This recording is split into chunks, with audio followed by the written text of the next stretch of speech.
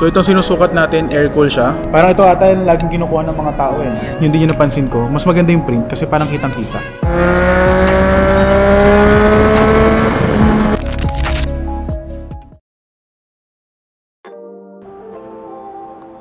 $95 full tank.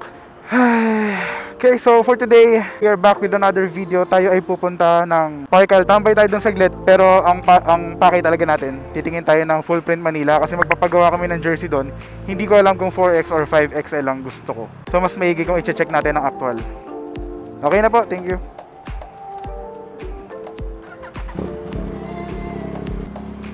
Tapos mamaya pupunta tayo ng Molino or Molito ba yun? Basta yung mall. Samahan nyo lang ako. Tapos kwentuhan na rin.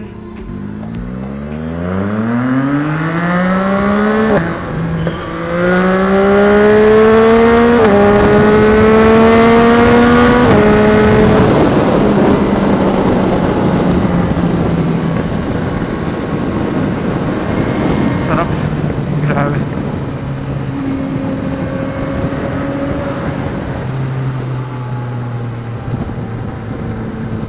Kailangan talaga natin ng kakwentuhan ngayon kasi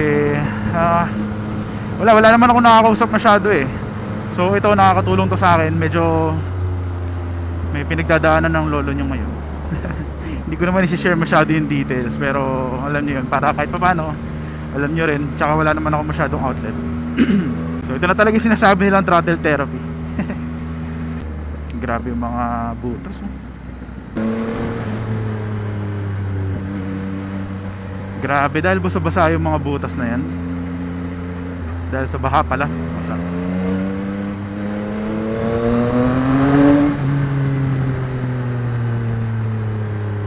Actually, kamakailan lang nag-practice ako mag-wheelie dyan sa Makapagal. Ay, Makapagal. O tama, Makapagal hanggang Parkal. Sinisita-sita kasi ako eh, kasi sobrang ingay, paikot-ikot lang ako. Pero hindi ko napapaangat ko na, pero as in sobrang ganun lang. Pero di ko pa rin makuha yung timpla.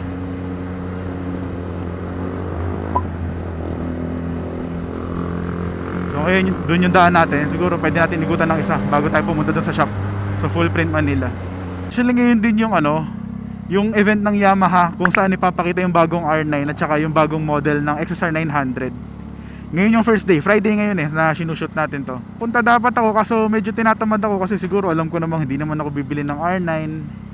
Hindi ko rin kasi pinipilit yung mga ganong content na kunwari mag-video ako, upload ko sa Facebook. Pero wala naman talaga akong interest. Para lang meron akong maipakita sa inyo. Tamad ako eh pagdating sa ganyan. Tapos yung bagong XSR 900, color lang daw at saka year model sa papel ang pinagkaiba. Hindi pa siya yung bagong TFT. Meron tayong malaking problema, pero ayoko naman i-focus din yung vlog ngayon. Kaya nga ako lumabas, tapos kaya mamaya i-meet yung friends ko para medyo alam niyo yun, mawala tayo sa ganon. Pero sinashare ko na rin. Hindi lang yung buong detalye, di ba? Dito tayo dito sa Memoa. Favorite ko to eh.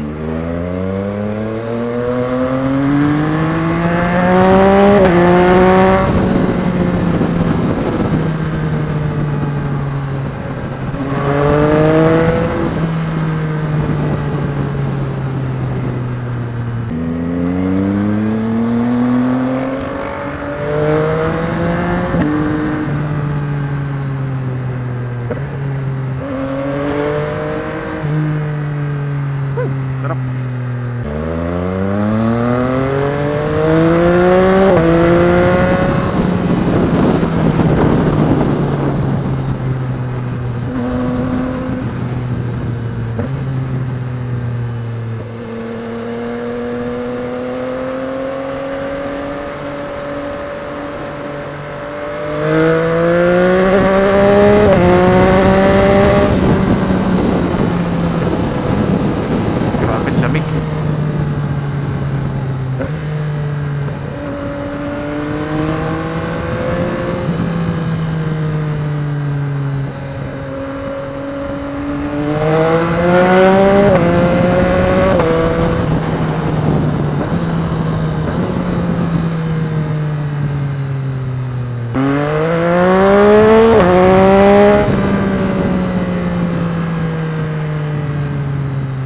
sana umulan. Hindi tayo makapunta ng Molito.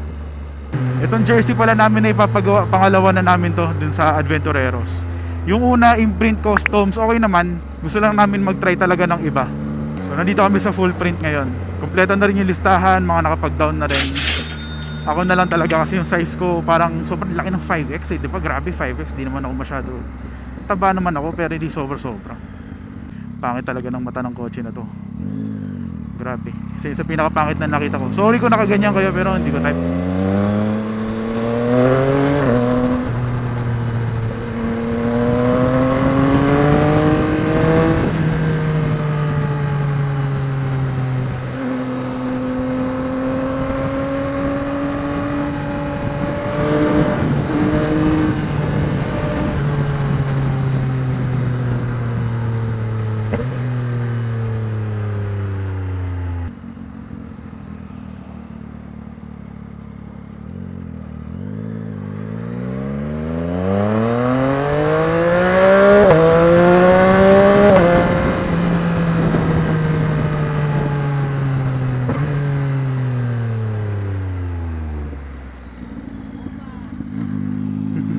Hindi tayo makakabomba, nasa turn. Yung mga ganang mabilis ang ride, sobrang laking bagay talaga. So may full print. Yep, ito nga. Free parking pa rin.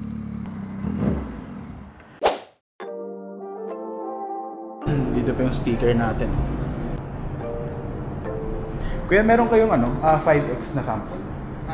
At saka 4X. Try ko lang.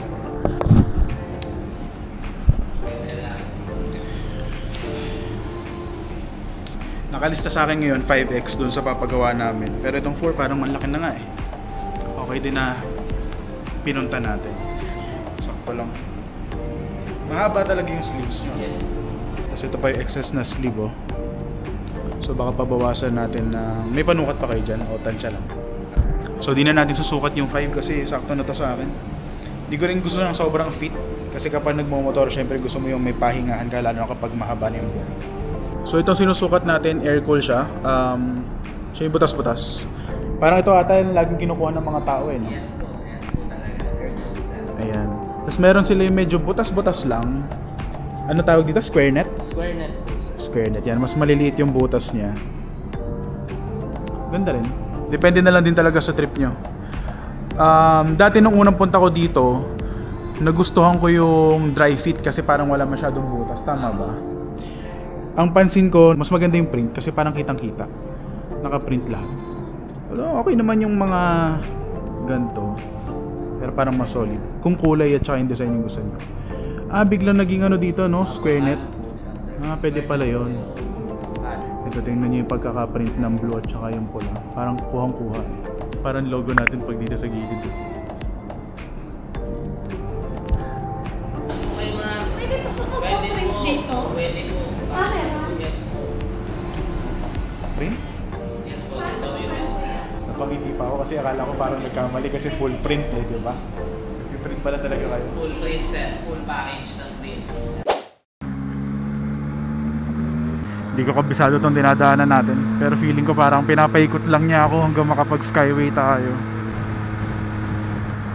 Kaya lumilipad yung utak ko. Di ako makapag-drive. Kaya naman nag-autopilot lang, alam niyo yun. Autopilot na lumilipad. Hindi yun normal na autopilot.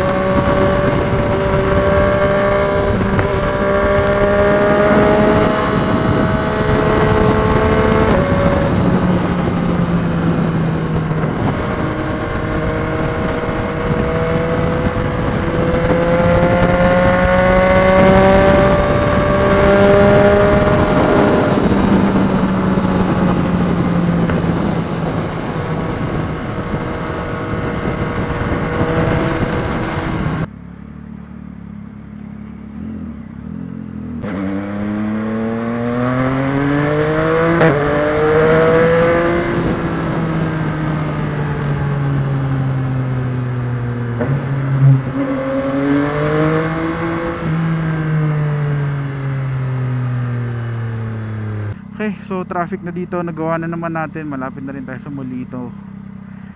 Yun lang, ride safe everyone, thank you sa pagnood, pasensya na, peace.